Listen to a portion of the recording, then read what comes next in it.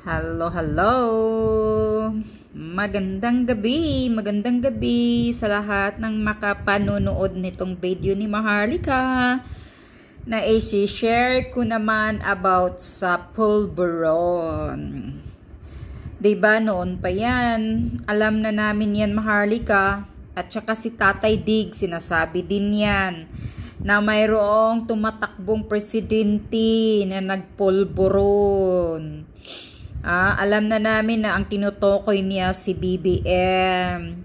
Kasi lumalaki sa pulburon niya noon pa nang nasa Amerika yan. Nag-aaral kuno, hindi naman nag-aaral, pulburon left and right lang naman sa Amerika. Makikita naman sa ebidensya, tingnan mo nga yung balat ni BBM. Balat ba yan ng mayaman? Yung mukha niya, mukha ba yan ng mayaman? At saka yung ngiwi-ngiwi ng bunganga niya. Halatado naman talaga na gumagamit yan ng pulburon. Si BBM ay laging nag-snort and snort, snort and snort. Pulburon, pulburon, left and right. Ngayon ang presidente natin. Ayan, kinokopya ko na naman si Maharlika. Anyway, panoorin nyo guys itong pasabog ni Maharlika about sa pagpupulburon ni BBM noon. Anyway, matagal na naman to. Noon pang 19, nag-aaral pa siya eh. Buhay pa yung ama niya. Presidente pa yung ama niya. Si Ferdinand Marcos. Kaya, panoorin nyo itong video ni Maharlika Boljakera. Pebbles Talakera. Okay. Pebbles Talakera. Ang bonggang-bongga. Let's talk about pulburon first bago paghiganti. Right? Paghiganti ng mga nakaupo ngayon na Mrs. President. Paghiganti sa kanyang mga kasama dyan sa kampanya at paghiganti sa mga taong nang api sa kanya. Sinabi-api kasi yung paghiganti kasi talaga yan si ano eh. Si Inday. Basta yung mga mahihirap, tapos biglang nagkapera ng malaki, mapaghigantiyan. Karamihan ng mga utak. Basta lasinggira, mapaghigantiyan. So, let's talk about Coke, baby. Let's talk about Coke, baby. Kape-kape tayo, sabi ni Ma'am Loretta. Yes, coffee muna. Okay, dope. Alright. So, hi to, okay, Rayster. How are you, Palangga? Wish to meet you, si Joan Kiblat. Okay, though. Ang dami nating laban sa buhay. But I want to enjoy my coffee with you guys.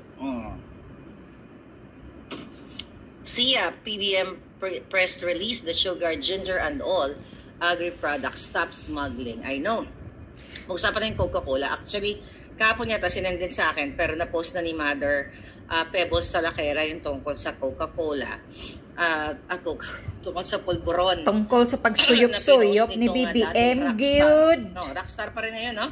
Na si Keith Richards. Rockstar si Cliff, ano? Cliff Richard? Cliff Richard yun, no?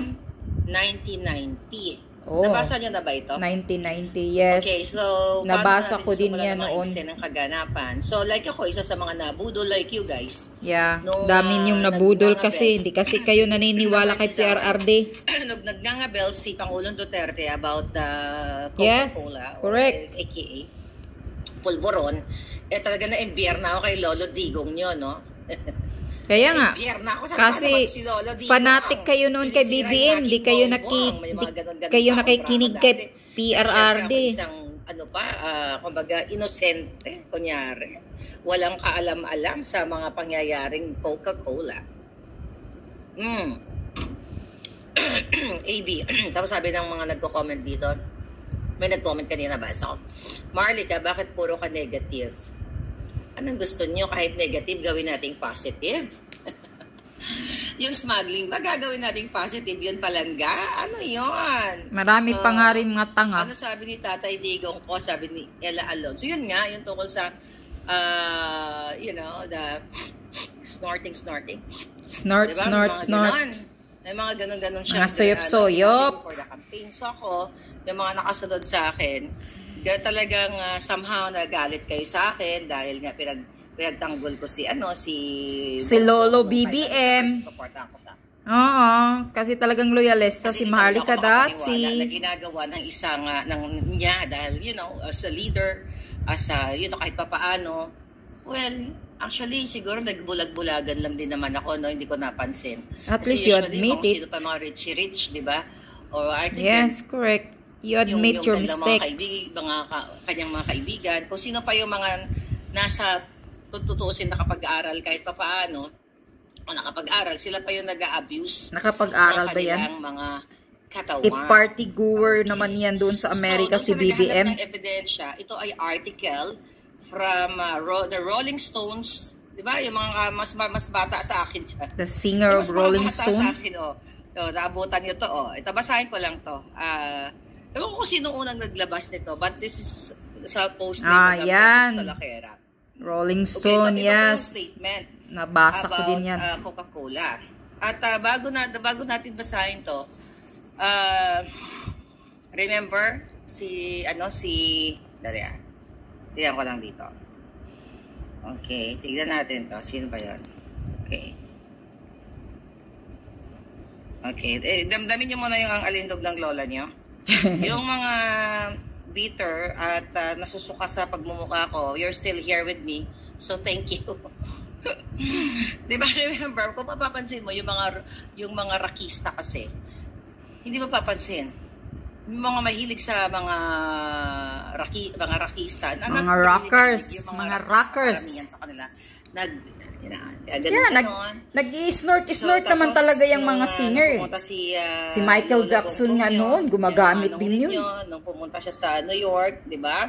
Ipinagmalaki pa nga nila na nanood siya ng concert ni Eric Clapton. Isa sa mga kinanta doon yung Cocaine, di ba? Parang Cocaine, the title of the song, Cocaine. Yan pala ang paborito ni BBM, na awit ni Eric Clapton, Cocaine. Ngayon, dami pa pa-etchos ni Madam. Kasi nga palangga, I'm having coffee. So, pinost yan, interview yun that was in 1990 interview ni Keith Richards, isa sa member nga nitong ng banda na ito, The Rolling Stone. Okay? Yan, The Rolling Stones na, sino ba nakakatanda ng The Rolling Stones? Miss Casey, how are you? Sir Zoro, chance mo na mag-comment yan. Ay, no, sige, mag-comment na kayo dyan, mga hitad. Wala namang problema, kahit magmura kayo, magwala kayo, That's okay, it's your freedom. Okay, ito na ang interview palangga. So, sabi dito sa gumawa ng article na ito, sinabi ito noong noong February 17, 1990 issue ng The Rolling Stone, page 22 and 23. I hope mahanap. May copy, may digital copy kaya ito. So, si Keith Richards, Keith Richards, kilala sa Keith Richards. Okay, sino ba muna si Keith Richards? Tignan natin si Keith Richards kung sino siya, mga hita. Do you like my visor today from the Philippines? Who is Keith Richards? Okay, tignan natin. Si Keith Richards ay sikat na sikat noong panahon ng 70s. Siya isang English musician at songwriter. At kilala siya sa vonggang larangan ng rock and roll. Rock and roll. Siya ay Keith Richard.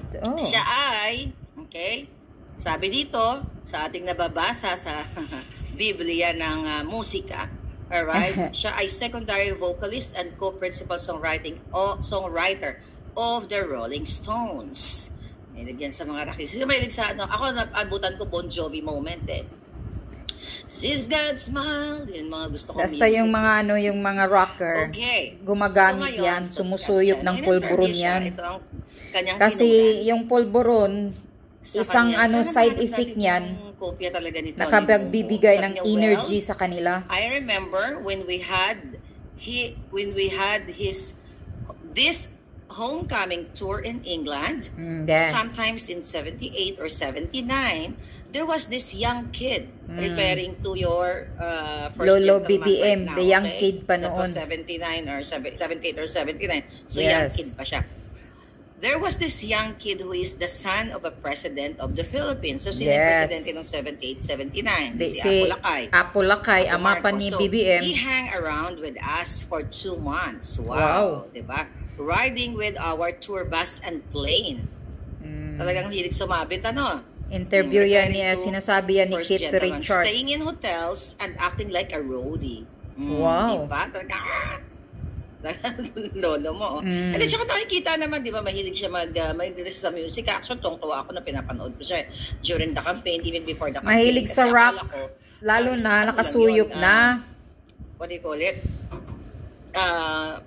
Ano lang niya, hobby lang niya, or interest niya. Like ako, yung Interest ko, matching with dito. Polvoron nga, kaya nga mahilig So siya magkakatay nan. dito. Sabi niya, he hung around with us for 2 months, riding with our tour bus and planes, staying in hotels and acting like a roadie.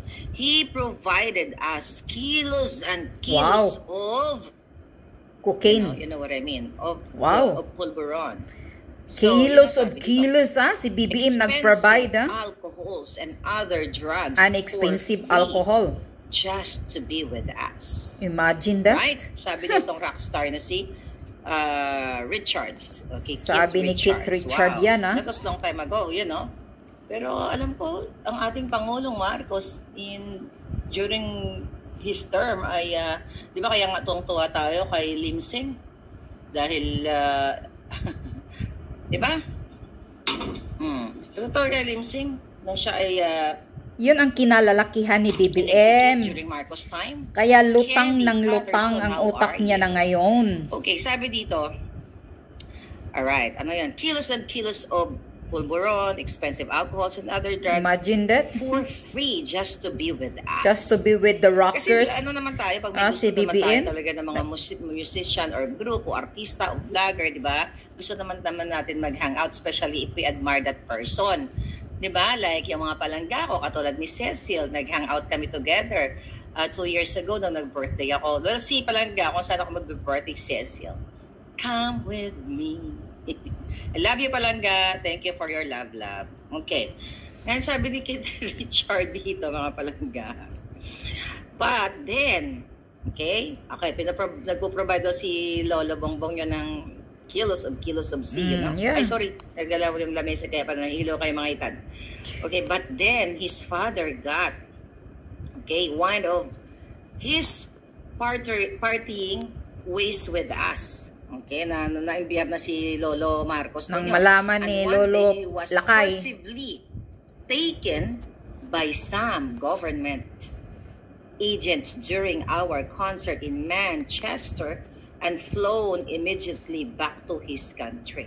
So siguro, ay kasi matigas ang ulo niya, di ba? Kung ito ay nagpo-provide siya ng mga kilos-kilos na ipinagbabawal na pulburon during that times, kahiyan nga naman sa Presidente Marcos Sr. At ipinakita naman talaga yun, palangga. Even si Senator Amy Marcos na kanyang kapatid, ay inilahad nila sa pelikulang Made in Malacanang. Kasi napanood ko yun. Di ba? Na talagang matigas ang ulo at walang alam yung si BBM. Si Bongbong ay talagang hard-headed, matigas ang ulo, suwail. Diba? At nagtatapang-tapangan. Diba? Imagine that. Kaya nga, walang balls.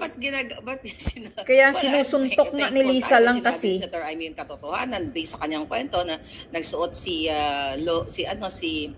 first gentleman ng camouflage ng uniform para makipag-away sa mga oposisyon sa panahon ni Marcos Sr., di ba? Yung pala ay pawang palabas lamang. Pawang palabas lamang, wala palang bayag. Mapagkunyari. Kunwari, photo op lang. Parang yung ginagawa nila ngayon. Ngayon, lagi silang nagputo op lang. Ng Pilipinas, kasi ang ganda ng ginagawa ni Lolo Bongbong nyo. But hindi ko pa matapos-tapos yung survey o tinanong natin yung ating mga palangga sa palengke. I hope matapos ko today. Alright? So, may hindi pala siya talaga sa mga dramatization na kunyari tapang-tapangan. Ako hindi ako nagkukunyari tapang-tapangan. One at a time, baby. One at a time lang. Alright. Ngayon, sabi pa dito, pinor siya para... Pinauwi. Nang malaman ni Apo Lakay. Na parang, ang tawag doon, parang tagihawat doon sa Manchester during that time. Alright? Binubunlot pala siya doon sa concert ng Manchester nila ni Keith Richards, si BBM. That was the last time we heard of him until we heard that his father was overthrown by a peaceful revolution in 1886. Diba? Kaya naman, diba, marami mga nagkakwento, even sila,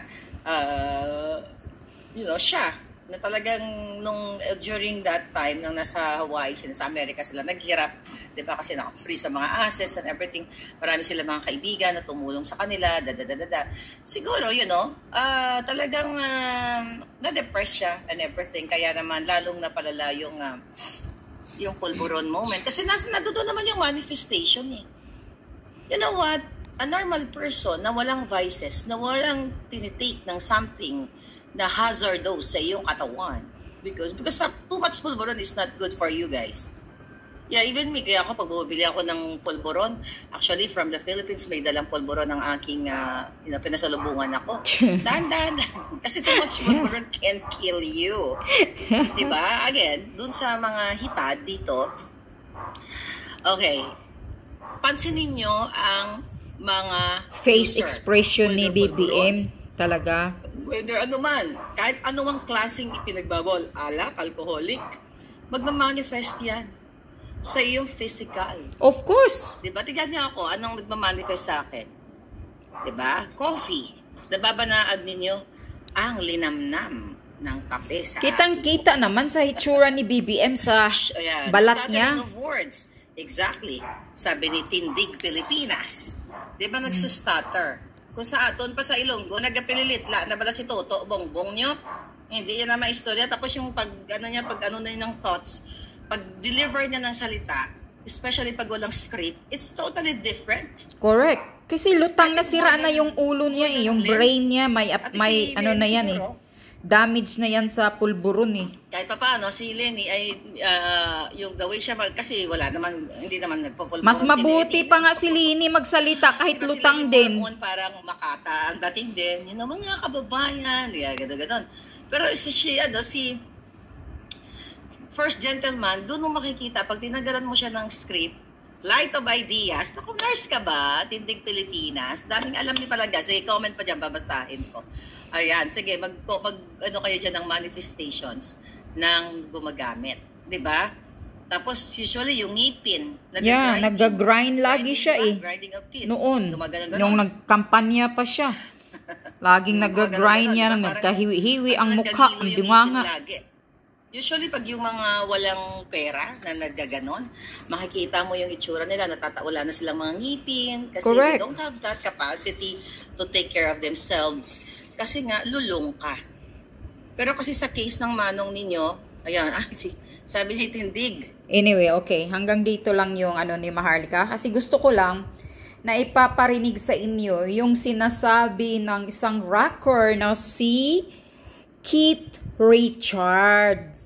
Yun, ini-interview siya. Sinasabi niya na nag-concert sila doon. There is a young kid. Young kid pa that time. Si BBM, teenager. Nag-aaral nga. Aral-aral kunuhay. Yun pala, party here, party there lang ang ginagawa. Kaya hindi nga nakapag-graduate. Walang pinag-aralan pala. Nag-aabuso lang, inaabuso lang, ini-enjoy lang yung pera. Halata naman talaga sa hitsura ni BBM.